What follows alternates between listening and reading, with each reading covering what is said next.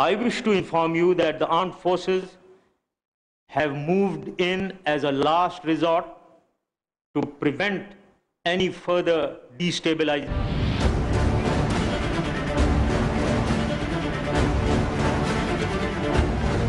Everybody wishes to be free and sovereign. Nobody likes to be a slave.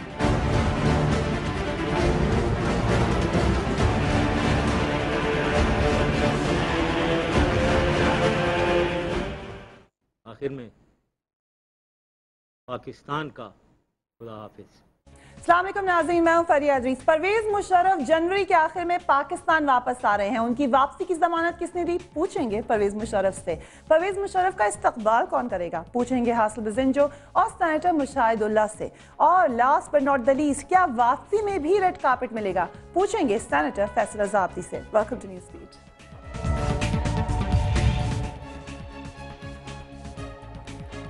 नाजरीन, पाकिस्तान की तारीख की बदनसीबी है शायद कि यहाँ ज्यादा अरसा फौजी आमिरों के तारीख साए ही मंडलाते रहे हैं। लैला इक़्तिदार फौजी डिक्टेटरों को इतनी महबूब रही कि इसके इश्क में उन्होंने इस मुल्क को दो टुकड़े होना गवारा तो कर लिया। 1958 में जनरल अयूब खान सदर सिकंदर मिर्जा को हटाकर मसनद इक़्तिदार पर विराजमान हो गए और 10 साल तक पाकिस्तान के स्याह सफेद के मालिक बन रहे। आखिरकार अवामी दबाव पर इस्तीफा देना पड़ा और बाकी जिंदगी गोशाए गुमनामी में गुजार दी। उनके बाद जनरल याह्या खान नाजिल हुए। मशरक़ी पाकिस्तान की अलहदगी के बाद अवामी दबाव पर ही जनरल याह्या खान को इक़्तिदार से हटना पड़ा और उन्हें अवाम के गैज़ व ग़ज़ब से बचाने के लिए घर पर नजरबंद करना पड़ा। 1977 में आने वाले डिक्टेटर जनरल ज़ियाउल हक मुंतखब वज़ीर आज़म ज़ुल्फ़िकार भुट्टो को सूली पर चढ़ाकर खुद 11 साल तक इक़्तिदार के मजे लूटते रहे। ये भी पाकिस्तान की तारीख है। और फिर 17 अगस्त 1988 में एक पुरस्कार फिजाई हादसे में ही जाँ बहक हो गए। जनरल परवेज मुशर्रफ 12 अक्टूबर 1999 को नवाज शरीफ की हुकूमत खत्म करके इक़्तिदार पर काबिज हुए। 9 साल तक आराम से हुकूमत करते रहे। अगस्त 2008 में मुआख़ज़े की धमकी के बाद उन्हें सदारत से इस्तीफा देना पड़ा। इन तमाम जनरलों में जनरल परवेज मुशर्रफ वो वाहिद जनरल हैं जो इक़्तिदार के सुनहरे दिन शायद भुला ही नहीं पाए और एक बार फिर इसके मजे को चखना चाहते हैं। इसलिए उन्होंने रिटायरमेंट की जिंदगी गुजारने के बजाय सियासत की खारदारों में कदम रखने का फैसला किया और अपनी एक सियासी जमात बना डाली। ये और बात है कि इक़्तिदार के दौरान जो सियासतदान उनकी वफादारी की कस्में खाए और उन्हें 10 बार वर्दी में सदर मुंतखब करवाने का दावा करते थे, अब उनका नाम भी नहीं लेते। Sad reality of life. देख लीजिए चौधरी शुजात साहब जो कि इस किस्म की कसम खा चुके हैं, आज ही परवेज मुशर्रफ की वतन वापसी के बारे में क्या फरमाते हैं। ठीक है, रोजाना फ्लाइटें भी आती हैं, पासपोर्ट भी उनका 5 साल ही है, तो आए बिस्मिल्लाह। अब इस बात में तो कोई शक नहीं कि सदर परवेज मुशर्रफ वतन वापसी का फैसला तो कर चुके, मगर सवाल यह है कि उनकी वतन वापसी के बाद उनसे क्या सलूक किया जाएगा। वफाकी वज़ीर दाखिला रहमान मलिक साबिक सदर के इस्तकबाल किस तरह करना चाहते हैं, उनकी ज़बानी सुनिए। कानून के मुताबिक जो बंदा प्रोक्लेम ऑफेंडर इश्तिहारी मुल्ज़म हो जाता है, उसको सिर्फ FIA नहीं, वो जहाँ नजर आए पुलिस का ये फर्ज बनता है कि उसको अरेस्ट करे।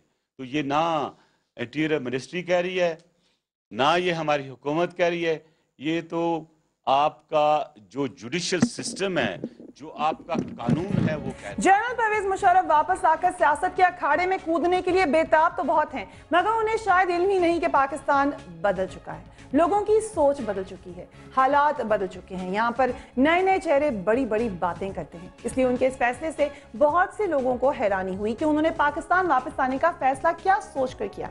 क्या मियां नवाज शरीफ, जिन्हें जनरल परवेज मुशर्रफ ने इक़्तिदार से हटाकर जिला वतन कर दिया था, जो आज उन पर गद्दारी और आर्टिकल 6 के नफाज का मुतालबा बार बार कर रहे हैं, क्या उनके होते हुए जनरल परवेज मुशर्रफ पाकिस्तान में सियासत कर सकेंगे?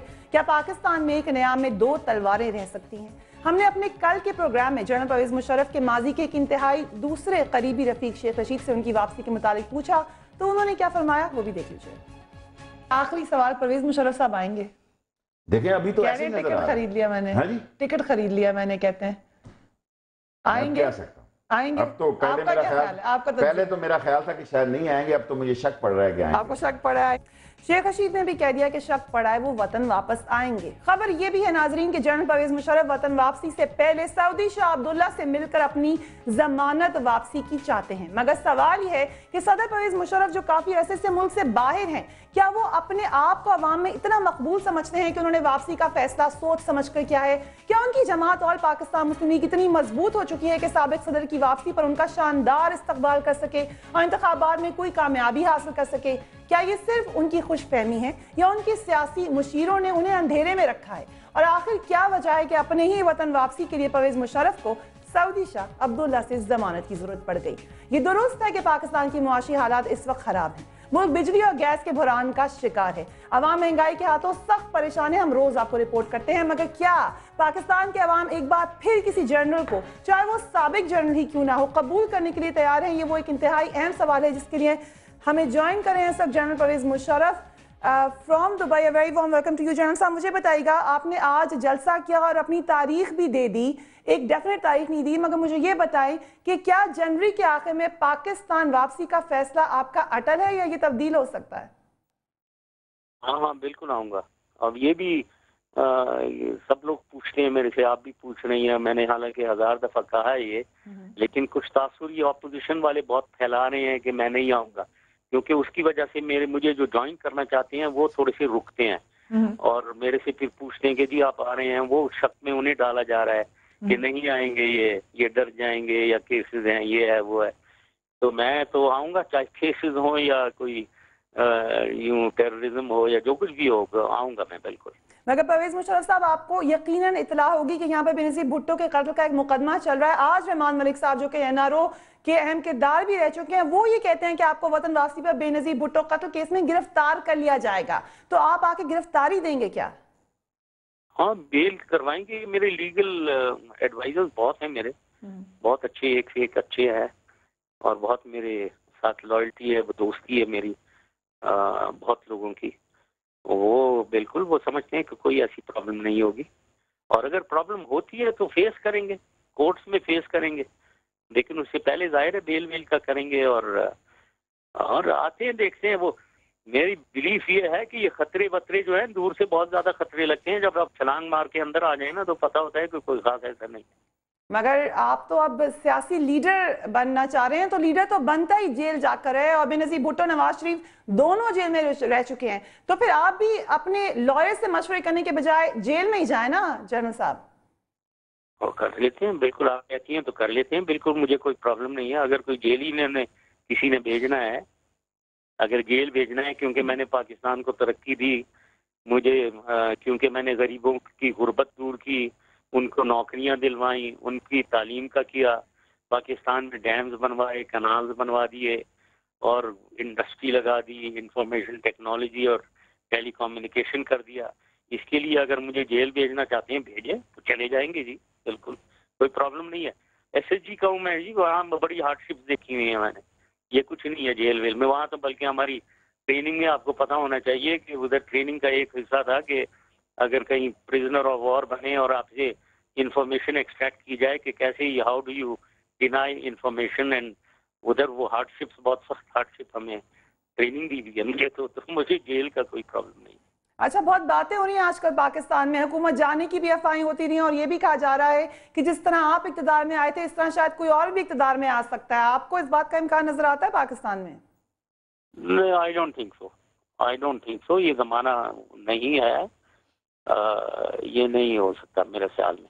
और अब इलेक्शंस आ रहे हैं, देखें, ये मेरी नजर में when I see overall scenario, it is high time, अब हम 21st सेंचुरी में घुस गए हैं, कि हम एक पॉलिटिकल सॉल्यूशन पाकिस्तान में होना है, एक ऐसा पॉलिटिकल सॉल्यूशन, एक ऐसा डेमोक्रेटिक डिस्पेंसेशन जो गवर्नेंस अच्छी कर सके। कितनी अफसोस की बात है कि पूरी पाकिस्तान की 60 साल से ज्यादा की उम्र में कोई सिविल गवर्नमेंट सक्सेसफुली पाकिस्तान को गवर्न नहीं किया किसी ने। कितने अफसोस की बात है।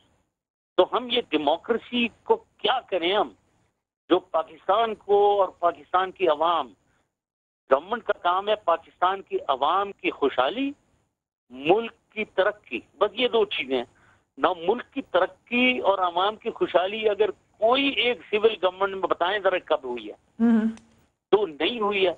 तो इसको हमें अब वक्त आ गया है कि ये जो मैं कहता हूँ तीसरा पॉलिटिकल ऑल्टरनेटिव बनाया जाए और ये पॉलिटिक्स और लोटागर्दी से जान छुड़ाई जाए। इस पॉलिटिक्स, इसमें फिर बड़ी कुछ सोचना पड़ेगा कि कैसे ये किया जाए। अगर पहले तो ये थर्ड फोर्थ इमर्ज हो और गवर्नमेंट में आए, उसके बाद इंशाल्लाह ताला इम्पोर्टेंट चीजें लाइक ये सूबे कितने बड़े होने चाहिए और ज्यादा होने चाहिए या नहीं, सिविल सर्विसेज को रीस्ट्रक्चर होना चाहिए या नहीं, गवर्नमेंट को रीस्ट्रक्चर होना चाहिए या नहीं, या ये लोग कह रहे हैं प्रेसिडेंशियल सिस्टम बात कहते हैं, बात कुछ कहते हैं वगैरह, क्या इसको एग्जामिन करें, पब्लिक क्या चाहती है, पाकिस्तान के हक में क्या है। इम्पोर्टेंट चीजें, इम्पोर्टेंट फैसले हमें करने पड़ेंगे ताकि इन फ्यूचर जो भी डेमोक्रेटिकली इलेक्टेड गवर्नमेंट आए वो गवर्नेंस करे, आवाम की खुशहाली और मुल्क की तरक्की दे, हो जो अब तक नहीं हुआ है। और अब क्योंकि एक साल रह गया है इलेक्शन में, जो कुछ सहना था वो सह लिया है पाकिस्तान ने पिछले 3.5-4 साल में। बेड़ा गर्क तो हो रहा है पाकिस्तान का, लेकिन अब ये let us find a political democratic solution to Pakistan. और अवाम को आप लोग बेदार करें, आप जो इंटरव्यूज कर रहे हैं आप अवाम को बेदार करें, stand up, vote in Pakistan. ये 60% लोग वोट जो नहीं डालते हैं, वोट डालें, एक नई फोर्स को लाएं पाकिस्तान में ताकि ये तब्दीली आए, पॉलिटिकल कल्चर में भी तब्दीली आए। नई फोर्स में तो मैं आपसे तफसीलन बात जरूर करूंगी मुशर्रफ साहब, लेकिन मुझे ये बताएं कि आपने कहा अफसोस की बातों का आपने जिक्र किया, मुझे एक अफसोस की बात ही नजर आ रही है कि आप एक इस्राएली अखबार को 2 रोज पहले इंटरव्यू देते हैं और कहते हैं कि इसराइल को तस्लीम करना चाहिए। पाकिस्तान के अवाम की आप बात करें, आपको पता नहीं है पाकिस्तान के इसराइल अवाम जो है इसराइल को अपना दुश्मन समझते हैं, हमारे पासपोर्ट पर क्या लिखा हुआ है, ये इसराइल को तस्लीम करने का आपने क्यों इंटरव्यू दिया है? मेरा एक मौक़िफ़ है और वो ये है कि दरमियानी रास्ता एडॉप्ट करें कि उससे दुश्मनी लेने की किसी से जरूरत नहीं है, बीच का रवैया इख्तियार करें, बीच का। ये बातें हमें समझनी चाहिए, दानिशमंदी इसमें। दानिशमंदी की बात आपने बता दी। मुझे बताएं आप इलेक्शन कहाँ से लड़ेंगे? कराची आपने आना है, कराची में जलसा किया, तो क्या कराची में ही किसी हल्के से लड़ेंगे आप? कोई मुत्तहिदा कौमी मूवमेंट वाला हल्का है? कौन सा हल्का है जहाँ से आप इंतखाब लड़ेंगे? कराची से भी मुझे पूरा अटल फैसला तो नहीं है, लेकिन हाँ, कराची से किसी एक कॉन्स्टिट्यूएंसी से मैं इलेक्शन लड़ूंगा। जनरल साहब, अभी आते हैं थर्ड फोर्स की बात पे। आप थर्ड फोर्स पे बड़ा जोर देते हैं, पहले भी बहुत दफा दे चुके हैं। एक थर्ड फोर्स बनाई थी आपने मुस्लिम लीग काफ के नाम से, लेकिन आज ये कई हिस्सों में कई और फोर्सेस में तकसीम हो चुकी है, तो ये नाकामी नहीं थी वहीं पर आपके थर्ड फोर्स के आइडिया की? हाँ, ये बिल्कुल सही, आप दोबारा बहुत सही कह रही हैं आप। अब ये जब भी मैं कहता हूँ एक लोटागर्दी का निज़ाम है, कोई प्रिंसिपल्स नहीं है, कोई इनमें कोई कैरेक्टर दिखाएं, अब जो हैं वो घूम रहे हैं, इधर उधर जा रहे हैं। अब ये मेरे ख्याल में, हालांकि ये मैरिज ऑफ कन्वीनियंसेस हैं सारी मैं देख रहा हूँ ज्यादातर मैरिज ऑफ कन्वीनियंसेस हैं। ये छोड़ छाड़ के इधर उधर हो जाएंगे। जो भी फोर्स बनेगी अगर वो कामयाब हो सके फ्यूचर में तो ये खुद भी आएंगे खिंच के। तो अनफॉर्चुनेट बात है, लेकिन इस निज़ाम को, इस कल्चर को ख़त्म जब ही कर सकते हैं जब अवाम साथ हो जाए। तो मैरिज ऑफ कन्वीनियंस की बात हो रही है, तो आपके इमरान खान साहब के दरमियान राब्तों की इतलात भी आती रही हैं, ये यहाँ पर तो नहीं कोई मैरिज ऑफ कन्वीनियंस होनी जा रही है? हाँ, मैं मतलब the world is very small. उनके दोस्त बहुत से हैं जो मेरे भी दोस्त हैं बहुत। तो ये तो है। और जहाँ तक मेरा ताल्लुक है, मैंने बताया है कि पॉलिटिक्स में पाकिस्तान में मैं तो सबसे पहले पाकिस्तान सोचता हूँ, और मेरी नज़र में अगर ये पॉलिटिकल स्टेटस को हमने नहीं तोड़ा तो पाकिस्तान की फ्यूचर इज़ वेरी डार्क। अंधेरा नज़र आ रहा है, रोशनी नहीं नज़र आ रही है। रोशनी इसमें यही होगी कि अगर हम कोई पॉलिटिकल स्टेटस को तोड़कर एक थर्ड पॉलिटिकल फोर्स बना लें ना। इसमें मेरी नज़र में तमाम वो लोग जो इस पॉलिटिकल स्टेटस को का हिस्सा नहीं है उनको ये सोच लेना चाहिए और ज्वाइन करें, क्योंकि ताकि यकीन बनाएं। अगर ज्वाइन नहीं करेंगे तो यकीन नहीं बना सकेंगे कि ये पॉलिटिकल स्टेटस को टूटे। तो मैं तो ज्वाइन करने को तैयार हूँ फॉर दिस रीजन। अगर मैं खुद पार्टी मेरी कुछ हो भी जाती है फिर भी मैं चाहूंगा कि इसको 100% यकीन बनाया जाए through firstly a very fair transparent election, जो आर्मी के निगरानी में होना चाहिए